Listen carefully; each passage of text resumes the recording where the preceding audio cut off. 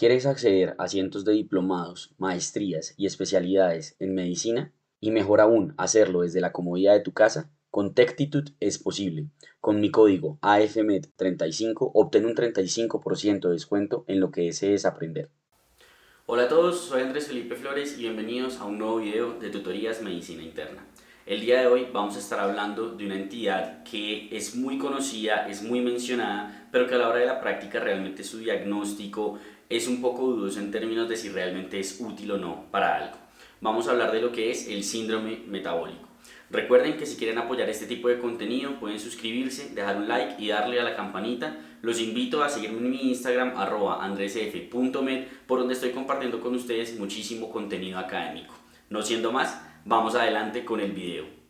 Vamos a hablar entonces de lo que es el síndrome metabólico, y para empezar pues con una breve introducción, lo que podemos decir es que el síndrome metabólico como tal es un conjunto de enfermedades que suelen o que confieren como tal un elevado riesgo cardiovascular y que suelen coexistir. Entonces como que cogieron varios de aquellas enfermedades o de aquellos hallazgos que implican un riesgo cardiovascular elevado y las unieron para crear este síndrome. Digamos que en términos fisiopatológicos, que vamos a tratar de hablar un poquito más adelante, suele deberse como tal a una obesidad total o abdominal que genera resistencia a la insulina, ¿cierto? Recuerden que la obesidad o la grasa puede ser centrípeta, o sea, visceral, que esa es la que nos importa porque realmente es la que confiere un aumento del riesgo cardiovascular y es la que realmente conlleva a un aumento o a la generación como tal de resistencia a la insulina. Esta resistencia a la insulina que se genera en este síndrome a su vez confiere un mayor riesgo de enfermedad cardiovascular porque aumenta la incidencia de dislipidemia y aumenta la incidencia de hipertensión y pues esto por supuesto también aumenta la incidencia de llegar como tal a la diabetes mellitus. Todo esto forma parte de un complejo proinflamatorio y metabólico. Recuerden que la obesidad es una enfermedad y es un estado proinflamatorio crónico y además tiene un importante papel metabólico ya que empieza a jugar un papel la parte endocrina de lo que es el tejido adiposo. Se le conoce también como síndrome X, no confundirse con el otro síndrome X que existe, que es como la angina microvascular, o sea, los pacientes es uno de los tipos pues de Minoca, entonces pues no confundirse con eso. Y también se conoce como síndrome de resistencia a la insulina, precisamente porque teóricamente esta pues es la fisiopatología implicada en el síndrome. Cuando nos vamos a ver cuál es la definición de este síndrome, yo cómo lo puedo diagnosticar, nos damos cuenta que existen diversos criterios diagnósticos que en general comparten las mismas características, pero difieren en algunos aspectos. De estos criterios, los más aceptados de manera internacional son los criterios del ATP3. Existen otros que son el de la International Diabetes Federation, o sea, así se llama como Federación Internacional de la Diabetes, que son bastante criticados ya que dentro de sus criterios incluyen la presencia de la diabetes mellitus tipo 2 cuando realmente el síndrome metabólico teóricamente es un paso antes de llegar a la diabetes mellitus tipo 2, lo cual digamos que es algo que no cuadra mucho, entonces incluir a la diabetes mellitus tipo 2 dentro de los criterios diagnósticos de un síndrome metabólico que sería un precursor como tal de la diabetes.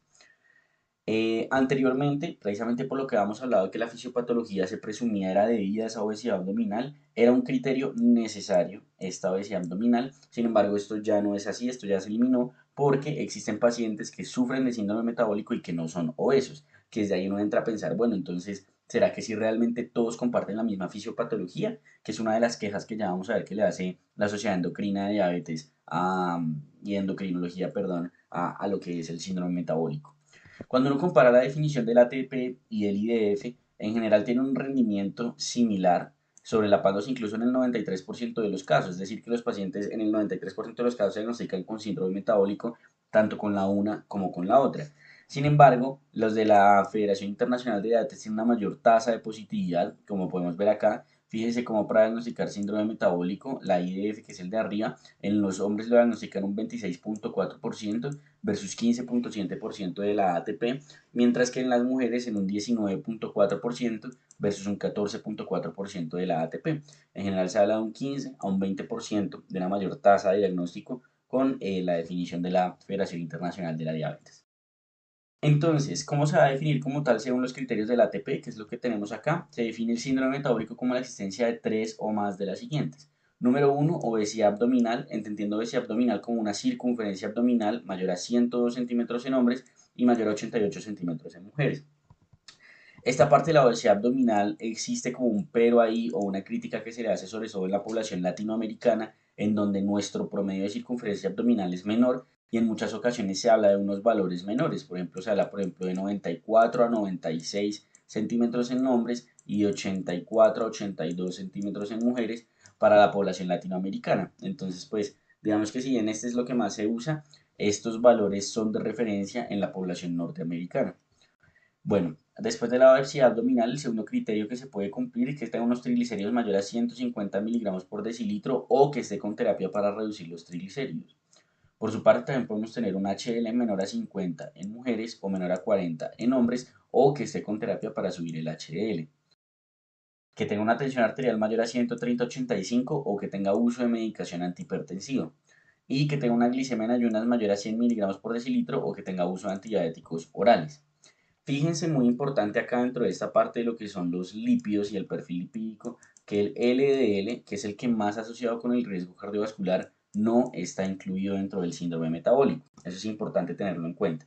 ¿Listo? Y fíjense que esto en teoría sería lo que es la prediabetes, más no la diabetes como tal. Se ha propuesto que dentro de la definición se deberían incluir nuevos marcadores de riesgo cardiovascular, como lo son los marcadores inflamatorios, que ya tienen múltiples estudios con evidencia que demuestran su correlación con el riesgo de enfermedad cardiovascular, como lo son la elevación de la PCR, como lo son la elevación del IL-6, del PAI-1, que como les decía, a fin de cuentas esto es una enfermedad inflamatoria y metabólica, y esa parte inflamatoria nosotros la podemos objetivar un poco mejor con este tipo de exámenes. Sin embargo, de momento digamos que la evidencia, si bien es muy buena, no se ha considerado suficiente para incluirlos como tal dentro de unos criterios diagnósticos de lo que es el síndrome metabólico. Nuevamente aquí tenemos la definición del ATP, lo que habíamos dicho, cualquiera de las tres: obesidad abdominal, triglicéridos, hipertensión, HDL bajo o glicemia.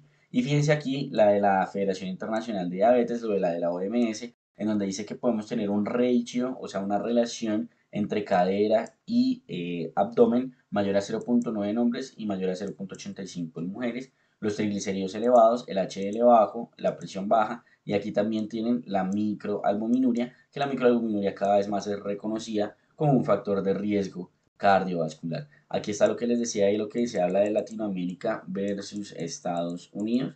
Entonces, pues es importante tener eso en cuenta, listo. En términos epidemiológicos, la prevalencia como tal es superior al 30%, lo cual ha venido en aumento respecto a años previos porque, pues como todos sabemos, tenemos una pandemia de obesidad. Este aumento es proporcional con la edad, llegando a ser prevalente incluso en el 70% de los pacientes mayores de 70 años. En los niños, digamos que es un problema porque no hay claridad respecto a la definición. Hay un consenso de la, sociedad, de la Federación Internacional de Diabetes para pacientes entre 10 a 16 años, en donde ellos sacan valores de circunferencia abdominal específicos según raza, sexo, edad, niveles específicos de HDL. En general, la recomendación es que si el paciente tiene más de 16 años, se utilicen los mismos criterios del ATP3. Si tiene menos de 10 años, de momento no se puede diagnosticar el síndrome metabólico en esos pacientes, y si está entre 10 a 16 años, hacer uso de este consenso. Pero pues digamos que no hay mucha certeza y evidencia en cuanto a cómo diagnosticar y manejar a este grupo poblacional, pero en general se ha demostrado que hay una mayor asociación con el síndrome metabólico, con enfermedad cardiovascular y diabetes mellitus tipo 2 cuando llegan a la adultez. Cuando hablamos de cuáles son los factores de riesgo para tener síndrome metabólico, el más importante, sin lugar a dudas, es el aumento de peso. Más que la obesidad, el aumento de peso, subir de peso y especialmente ganar grasa abdominal. Existe una subpoblación, como les había dicho, que no tiene sobrepeso y que tiene síndrome metabólico y no es del todo claro el por qué, y como les decía, pone en duda la verdadera fisiopatología de este síndrome. Se presume que puede estar relacionado con una predisposición genética con algunos SNPs de riesgo. Todo ahorita se está orientando hacia esos perfiles genéticos de mayor riesgo con los SNPs, con los polimorfonucleares, polimorfismos, perdón, de nucleótido simple.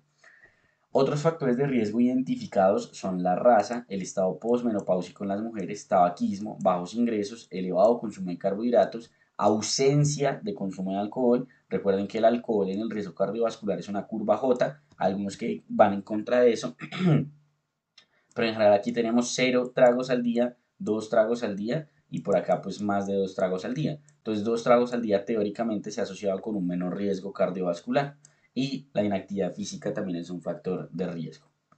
Aquí tenemos lo del aumento de peso. Este estudio es muy interesante porque lo que ellos miran es el aumento del índice de masa corporal y respectivamente del índice de masa corporal inicial. Cuando los pacientes tenían un índice de masa corporal estable, ¿cierto? Cuando tenían un índice de masa corporal estable, fíjense cómo realmente la incidencia era mucho más baja en comparación con los pacientes que tenían un índice de masa corporal fluctuante o aumentado en hombres o en mujeres. La incidencia de diabetes y la incidencia de lo que conocemos nosotros como prediabetes. Entonces, puedo yo tener un IMC por 100 rango de sobrepeso, pero si estoy estable todo el tiempo en ese rango de sobrepeso, tengo menor riesgo de hacer un síndrome metabólico o por lo menos diabetes o intolerancia a la glicemia que si soy un paciente que tiene un IMC inicial de 20 pero se sube a 27. ¿Listo? Entonces es como importante tenerlo en cuenta y vean que pues los valores son estadísticamente significativos. ¿Listo? Entonces es muy importante tener eso en cuenta. ¿Cuáles son las implicaciones de esto? O sea, ¿para qué sirve o qué me altera, qué me afecta a mí que me diagnostiquen con síndrome metabólico? Lo que se habla es que la importancia de diagnosticar y documentar a estos pacientes es realizar una intervención en los mismos para prevenir la progresión a otros desenlaces. Y esos desenlaces, esas implicaciones, las cosas con las cuales se ha asociado el síndrome metabólico es principalmente el desarrollo de la diabetes mellitus tipo 2 con un RR de 3,53 a 5,17 y el desarrollo de enfermedad cardiovascular con un RR de 1,27 a 1,60. Es muy importante tener en cuenta que si bien existe esta asociación y es clara y está demostrada en los estudios, su identificación no añade más al riesgo documentado con otros factores de riesgo ya conocidos y utilizados. Me explico. Por ejemplo, si yo hablo de obesidad y hablo de que mi paciente tiene prediabetes y que, por ejemplo, tiene triglicéridos elevados, yo digo, uy, tiene síndrome metabólico.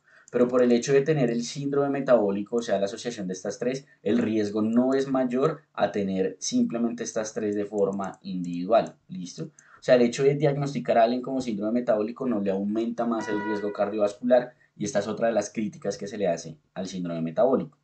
Se han descrito otras asociaciones como lo es la esteatosis hepática y la cirrosis, el carcinoma hepatocelular, colangiocarcinoma intrahepático, enfermedad renal crónica, microalbuminuria, síndrome de ovario poliquístico, el síndrome de apnea hipopnea obstructiva del sueño y la hiperuricemia y la gota. Fíjense acá como en los pacientes con síndrome metabólico hay de manera, digamos, como constante un aumento en el riesgo cardiovascular respectivamente de la definición que se utilice para el síndrome metabólico, mientras que para mortalidad por cualquier causa pues no hay una asociación. Fíjense que está al otro lado y la heterogeneidad es menor al 0,05. Y acá, para el riesgo de diabetes sin heterogeneidad, tenemos también un forest plot que nos indica que hay un mayor riesgo de presentar la diabetes cuando se tiene el síndrome metabólico. Pero como les digo, esto no es un riesgo mayor a coger cada uno de los factores de forma individual. Bueno, una vez yo diagnostico entonces ese síndrome metabólico, ¿cómo lo voy a manejar? El manejo va a ir orientado a dos principios. El primer principio es manejar la causa subyacente y lo más importante aquí va a ser la reducción de peso y la actividad física. Y lo segundo va a ser el manejo de los factores de riesgo cardiovascular, inicialmente con cambios en estilo de vida y ya de manera farmacológica si persisten pese a los cambios en el estilo de vida. Teniendo esto en consideración, lo primero que se va a hacer en estos pacientes es cambiarles el estilo de vida. Entonces, lo primero que se va a hacer es una dieta adecuada, una dieta balanceada en donde la mediterránea y la dieta DASH, que recuerden que DASH es el equivalente a aproximaciones dietarias para prevenir la hipertensión, Dietary Approachment to Stop Hypertension. Entonces, una dieta que se crea específicamente para hipertensos, pero que ha servido para todos los pacientes con riesgo cardiovascular. Entonces, cualquiera de estas dos sería ideal. El ejercicio, ojalá aeróbico. Recuerden que el ejercicio anaeróbico, si bien tiene evidencia de prevención de riesgo cardiovascular, los estudios principalmente se han hecho con ejercicio aeróbico y es el que uno más debería recomendar. Que debe ser de moderada intensidad, por lo menos 30 minutos 5 veces a la semana. Es importante que este efecto del ejercicio es independiente de la pérdida de peso, ya que este ejercicio lo que hace es generar una mayor remoción de la grasa abdominal o de la grasa centrípeta, mejora la sensibilidad periférica a la insulina por un mecanismo independiente de la insulina, entre otras. ¿Listo? Eh, es importante saber como tal que la pérdida de peso por medios que sean diferentes a la dieta y al ejercicio, como la liposucción, no demuestra ningún tipo de beneficio. Esto debido a que no genera el balance energético negativo que se requiere para reducir peso cuando uno lo hace a través pues, de los métodos que deberían ser, que es la dieta y el ejercicio. Tanto es así que el New England sacó un artículo al respecto en donde ellos dicen, vea, cogimos a los pacientes, le hicimos la liposucción y nos pusimos a ver si había o no alguna mejoría en algo, ¿cierto? Entonces ellos dicen, vea, acá tenemos como los efectos, si disminuyó la circunferencia abdominal, pues obvio, si no el procedimiento hubiera sido inefectivo, pero cuando van a ver la presión arterial, la glicemia, la insulina, el colesterol, ninguno de ellos tuvo un cambio estadísticamente significativo y respectivamente de si el paciente era previamente diabético o no. Y fíjense aquí también que en lo que son los factores inflamatorios, que como habíamos ya hablado, tienen un factor de riesgo cardiovascular importante, tampoco hay una reducción significativa de ninguno de ellos, exceptuando la leptina, que también era de esperarse porque la leptina se sale como tal del tejido adiposo. Y lo más importante, la liposucción no genera disminución de la grasa visceral.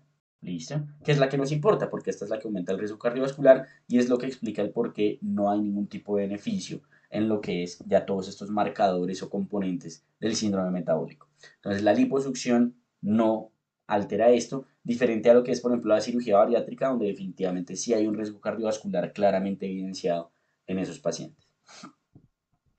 Continuando entonces con el manejo, pues lo que vamos a hacer es prevenir la diabetes mellitus tipo 2. Para prevenir la diabetes mellitus tipo 2, la principal evidencia está con cambios en el estilo de vida y también hay estudios con metformina que muestran que la metformina es superior al placebo, especialmente en pacientes con prediabetes obesos o que tengan antecedente de diabetes gestacional.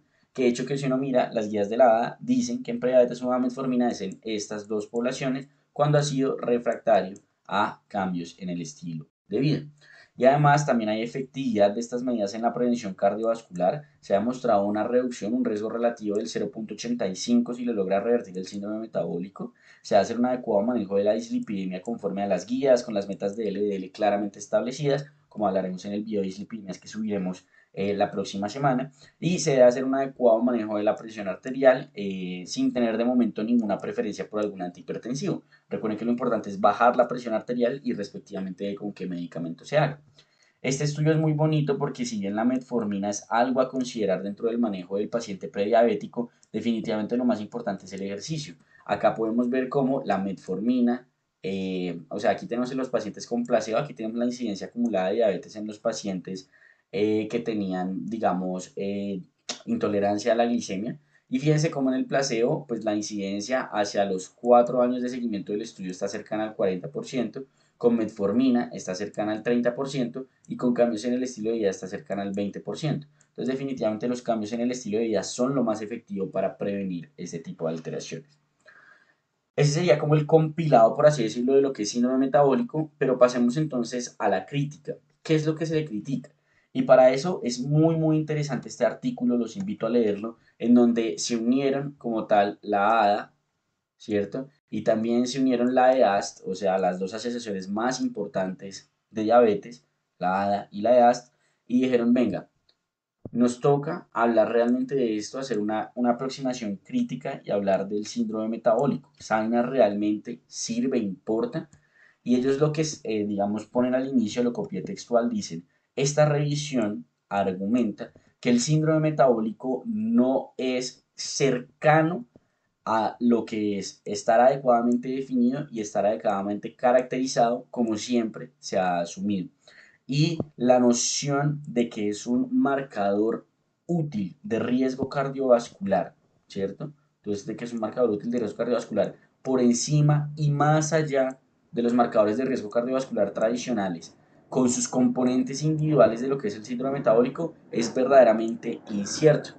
En adición, a pesar de que algunos factores de riesgo cardiovascular definitivamente ocurren juntos, más de lo que uno esperaría por chance, o sea, por el azar, la fisiopatología detrás de que se presenten juntos no es del todo clara y no es claro si realmente tienen la misma fisiopatología. Y más allá de esto, la lista de factores de riesgo que digamos que comprenden todo lo que es este clúster, este agregado del síndrome metabólico, no está fundamentada en unos criterios bien definidos. Entonces, esa es la entrada, eso es casi que la introducción del párrafo y vean que de entrada le da durísimo. Dicen, vea, esta vaina aparentemente no sirve de nada. Miremos ellos en qué justifican eso. Entonces, lo primero que ellos dicen es, vea, hay una ausencia en la claridad de la definición. ¿Por qué? Porque tenemos criterios diagnósticos que varían entre las definiciones. No es lo mismo el ATP3, no es lo mismo la Federación Internacional de la Diabetes, no es lo mismo la OMS, y por ende algunos tienen síndrome bajo una definición y otros no bajo la otra. Entonces no está realmente estandarizado en cuanto a cómo definimos y diagnosticamos esta vaina. No aclaran, por ejemplo, en la presión arterial, si es presión arterial sistólica y presión arterial diastólica elevada o si es cualquiera de las dos. Varían los puntos de corte de la misma variable entre definiciones. Varía el punto de corte de la circunferencia abdominal, de los triglicéridos, del HDL.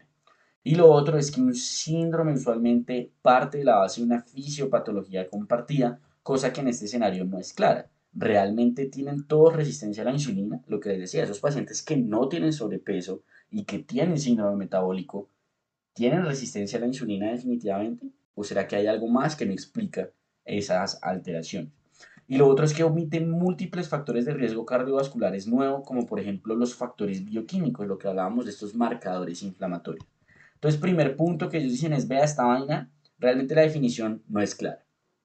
Segundo problema que tenemos, esta vaina que la crearon porque, aumentaba el riesgo cardiovascular, no es clara su verdadera relación, porque ellos dicen, listo, es lógico, por supuesto, que si yo con un paciente con síndrome metabólico, pues ese paciente va a tener un mayor riesgo cardiovascular porque sus componentes son factores de riesgo cardiovasculares, pero no hay evidencia que soporte que su diagnóstico sea mejor predictor que cada uno de los factores de forma individual. Lo que les decía, el paciente hipertenso, dislipidémico y prediabético, por el hecho de yo decir, estas tres cosas son un síndrome metabólico, no le aumenta su riesgo cardiovascular. Y además, hay un gran espectro de combinaciones de factores que hacen positivos los criterios. O sea, yo puedo tener un paciente que es positivo por circunferencia abdominal, hipertenso y dislipidemia. Y esa dislipidemia puede ser, por ejemplo, solo por los triglicéridos, el HDL está normal. Entonces, ese paciente tendría el mismo riesgo cardiovascular por yo diagnosticarlo con síndrome metabólico que el paciente que está diagnosticado por circunferencia abdominal, HDL bajo y diabetes. Lo que uno pensaría es que por supuesto que no. La diabetes es un factor de riesgo cardiovascular mayor, mientras que el otro paciente solo tiene la circunferencia abdominal, los triglicéridos que mayores a 150, su asociación con riesgo cardiovascular realmente es pobre. Y, por ejemplo, bueno, sí, es hipertenso, que también es un factor de riesgo cardiovascular mayor. Entonces, dependiendo de la combinación con la cual yo diagnostique el síndrome metabólico, el riesgo cardiovascular va a variar. Entonces ahí es donde uno dice, venga, entonces diagnosticar síndrome metabólico no sirve porque no puedo generalizar el riesgo cardiovascular en esos. Y además, como les decía, su diagnóstico no ha mostrado añadir poder estadístico a scores más sencillos y comúnmente conocidos para el cálculo del riesgo cardiovascular, como por ejemplo el Framingham. Tercera crítica, ¿realmente es un único proceso fisiopatológico? Se asume que la definición del síndrome metabólico está basada en el precepto de que todo lo que hay ahí es debido a la intolerancia a la glicemia, ¿sí? De la resistencia como tal a la insulina. Sin embargo, se puede cumplir la definición del síndrome sin tener intolerancia a la glicemia, sin tener resistencia a la insulina, porque existen diversas formas de medir y determinar la intolerancia a la glicemia, además. Y es evidente que cada uno de los factores fisiopatológicos va mucho más allá de la intolerancia a la glicemia. Un paciente hipertenso no es hipertenso solo por ser intolerante a la insulina, solo por ser resistente a la insulina, o sea, eso no tiene ningún sentido de ser. Entonces, eso de que sea un único proceso fisiopatológico también se queda como corto, ¿cierto?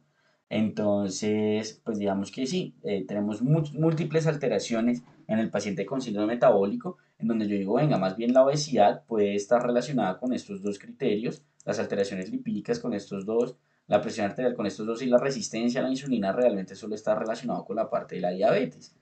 Entonces, pues lo que hablábamos al respecto. Lo otro, el manejo del síndrome metabólico, la otra crítica. Si ustedes se fijan cuando hablamos de manejo, a fin de cuentas ese manejo es el manejo del riesgo cardiovascular en general. O sea, uno no instaura un manejo específico en un paciente por el hecho de que lo diagnostica con síndrome metabólico. Si yo diagnostico a alguien con síndrome metabólico y esa vaina afecta en algo el manejo, pues la verdad es que no, ¿cierto? Porque uno lo que hace es manejar los componentes individuales. Ah, es hipertenso, lo manejo con las guías de hipertensión. Ah, tiene hipertrigliceridemia. Miro si cumple unos criterios para iniciar manejo farmacológico. Ah, es obeso. Hago cambios en el estilo de vida. Si no, intento terapia farmacológica. Si no, cirugía metabólica. Y así sucesivamente. Entonces no existe una terapia específica del síndrome metabólico, ni siquiera dirigida a lo que es su fisiopatología común, que ya sabemos que de por sí eso aparentemente es inexistente, que es la resistencia a la insulina, ¿cierto? Entonces eso es muy importante tenerlo en cuenta. Entonces esto es lo que, digamos, una tabla que pone donde dice, vea, manejando el síndrome metabólico en 3 pacientes diferentes.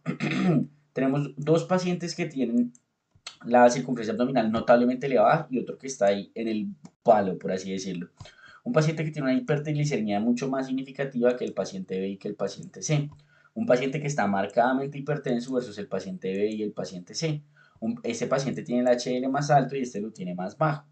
La intolerancia al azúcar es mucho más alta en el paciente C, intermedia como tal, y está normal o baja en el paciente A. El LDL también varía. Este paciente fuma, pero no está tomando medicamentos, no fuma y no toma, y no está tomando medicamentos, y este paciente tuvo un infarto agudo de miocardio. Entonces, paciente A, paciente B y paciente C tienen síndrome metabólico, pero se van a manejar de una manera completamente diferente. ¿Por qué? Porque ese síndrome metabólico nunca se maneja como tal. Entonces aquí tenemos como el resumen de lo que ellos hablan de las críticas frente al síndrome metabólico y dicen, número uno, los criterios son ambiguos o incompletos, ¿listo? Y no está claro por qué establecen los thresholds, los umbrales a partir de los cuales consideran positivo un criterio.